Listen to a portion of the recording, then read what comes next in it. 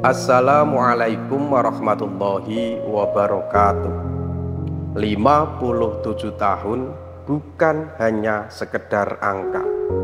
Ia adalah jejak-jejak perjuangan, rangkaian doa yang tak pernah terputus, dan bukti dari niat suci yang tak pernah lekang oleh waktu. Hari ini di harilah yang ke-57, mari kita tundukkan sejenak kepala kita untuk kembali menelusuri akar dari mana kita tumbuh, yang bermula dari sebuah panggilan jiwa di masa yang penuh gejolak.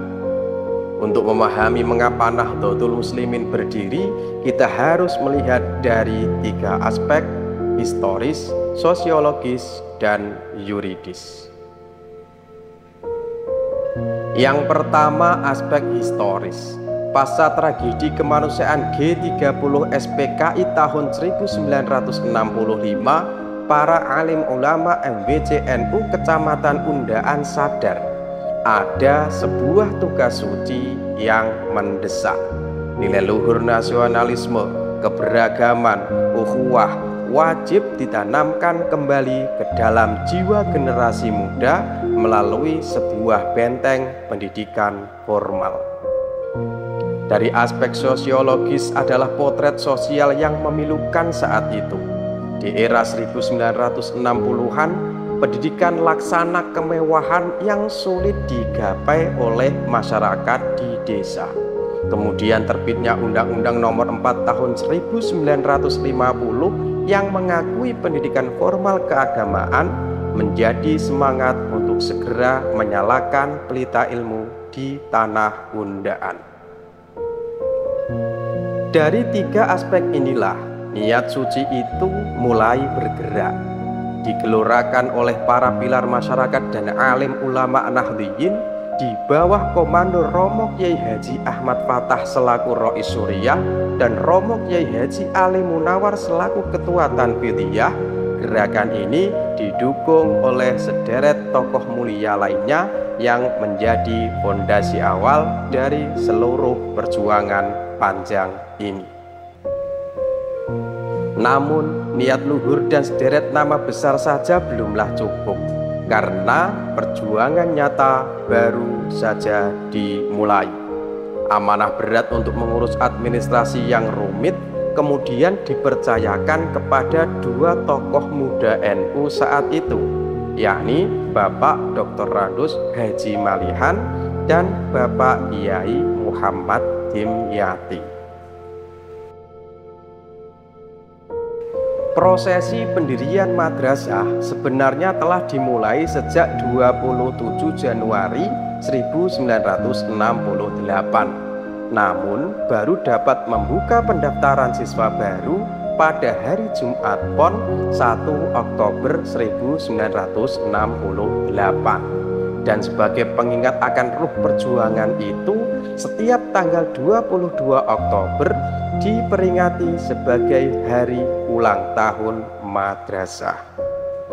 Berdiri dengan nama Nahdlatul Muslimin terkandung sebuah doa dan filosofi yang dalam. Inilah madrasah tempat kebangkitan kaum muslimin untuk berjihad di medan ilmu. Inilah kebangkitan untuk mengabdi kepada nusa dan bangsa, dan inilah kebangkitan untuk mengawal syiar ajaran Islam ala ahli sunnah wal jamaah an-Nahdliyah.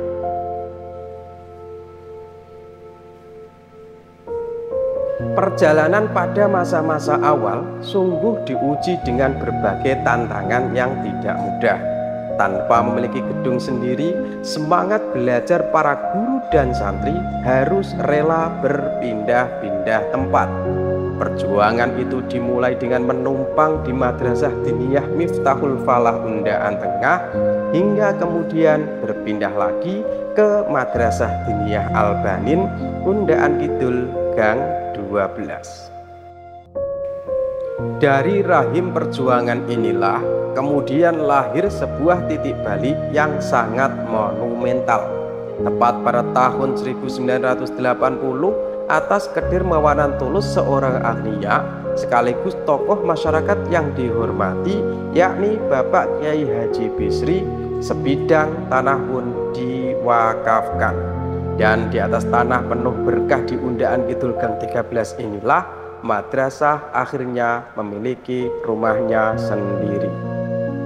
Dan untuk memastikan warisan ini terus berkembang melintasi zaman, pada era 1980-an dibentuklah sebuah wadah perjuangan baru bernama Yayasan Darussalam 1969. Angka 1969 sengaja dipilih sebagai pembeda yang jelas, mengingat banyaknya yayasan lain dengan nama Darussalam. Tongkat estafet kepemimpinan yayasan dipegang erat oleh Bapak Kiai Haji Ali Busro HB dan adiknya Bapak Dr. Haji Komarudin SH.MH. Sinergi antara Bapak Kiai Haji Ali Busro HB sebagai kepala madrasah dan Bapak Dr. Haji Komarudin sebagai Ketua Umum Yayasan sukses membawa Yayasan Darussalam 1969 memasuki fase akselerasi pertumbuhan. Pencapaian dan kemajuan ini tidak dapat dipisahkan dari kontribusi kolektif serta sinergi positif berbagai elemen vital di tengah masyarakat. Dukungan ini secara spesifik mencakup bimbingan para alim ulama, kedermawanan para donatur, partisipasi aktif tokoh masyarakat, amanah dari para wali siswa, serta dukungan moral dan material dari publik secara umum. Selain mengelola MTS Nahdlatul Muslimin, yayasan ini juga mengelola Madrasah Aliyah yang berdiri sejak 26 Februari 1986, Pondok Pesantren Putra yang didirikan 1 Juli 2007, serta Pondok Pesantren Putri yang diresmikan pada 31 Juli 2022 yang berdiri megah di atas lahan 1.800 meter persegi wakaf dari Ketua Umum Yayasan. Hari ini di harlah yang ke-57, kita tidak hanya merayakan sebuah angka, kita menjadi saksi hidup dari buah perjuangan yang luar biasa. Warisan agung ini kini berdenyut kencang, menjadi detak jantung harapan di setiap sudut Yayasan Darussalam 1969.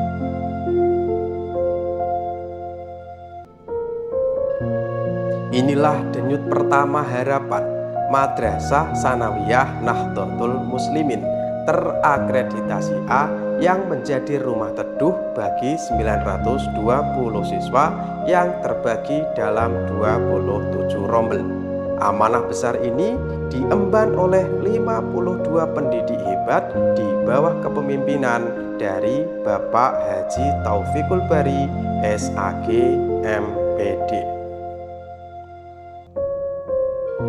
Di madrasah inilah melalui program kelas boarding dan kelas reguler, putra-putri kita dididik dengan sepenuh hati. Dari rahim lembaga ini lahir berbagai prestasi yang membanggakan, mulai dari lantunan syahdu juara 1 tahfidz 5 juz tingkat provinsi hingga torehan prestasi gemilang di panggung tartil dan kepramukaan tingkat kabupaten. Kemudian di Madrasah Aliyah yang juga terakreditasi A. Disinilah 810 mimpi generasi penerus dalam 22 rombel dirawat oleh 57 guru inspiratif. Sebuah tanggung jawab besar yang kini diemban oleh Kepala Madrasah Bapak Mukhlisin SAG MPD yang memandu mereka meraih visi masa depan. Melalui beragam kelas pilihan, ada kelas reguler, kelas unggulan, hingga kelas khusus olahraga, bakat mereka diasah hingga bersinar. Lahirlah berbagai prestasi yang menggema. Mereka menaklukkan panggung pidato bahasa Arab Porseni Kudus, meraih juara Olimpiade Sains Nahdlatul Ulama Jawa Tengah, juara 1 lari sprint 100 meter putri Persema Jawa Tengah, serta merajai bola voli pelajar di tingkat kabupaten. Dan inilah jantung spiritualnya Pondok Pesantren Putra dan Putri di bawah asuhan Roisul Ma'had Bapak Haji Mawardi SPD MPD. 180 santri ditempa oleh puluhan asatir dalam Kawah Condro di Muko. Disinilah ilmu dan adab berjalan beriringan, tempat tradisi luhur pengajian kitab salaf berpadu harmoni dengan gema syahdu program tahsin dan tahfidzul Quran. Namun, pengabdian sejati tak boleh terpenjara hanya di dalam gerbangnya sendiri. Ia harus mengalir, menjangkau lebih luas, menyentuh denyut nadi bangsa. Maka jalinan kemitraan strategis dirajut dengan tulus, membangun jembatan pengabdian hingga ke tingkat pusat, menggandeng Mahkamah Konstitusi dan Badan Pembinaan Ideologi Pancasila. Di dunia akademik, kerjasama erat terjalin dengan berbagai universitas terkemuka, mulai dari Universitas Nahdlatul Ulama Jepara, UIN Kudus, hingga Fakultas Psikologi Undip Semarang. Dan yang terbaru, sebuah langkah visioner dan berani telah diambil melalui kerjasama vokasi dan penyaluran tenaga kerja ke Jepang bersama PT Jarum Kudus. Hadirin sekalian yang dirahmati Allah, pengabdian itu kini telah berbuah.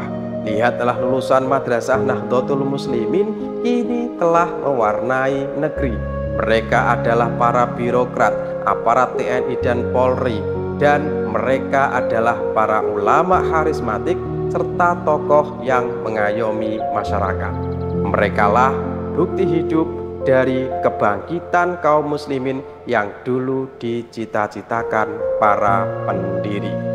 Hadirin sekalian yang dirahmati Allah, alhamdulillah 57 tahun, semuanya atas izin dan ridho dari Allah Subhanahu wa Ta'ala. Selamat hari lahir ke-57 Yayasan Darussalam 1969. Teruslah menjadi mercusuar ilmu dan harapan yang takkan pernah padam. Wassalamualaikum warahmatullahi wabarakatuh.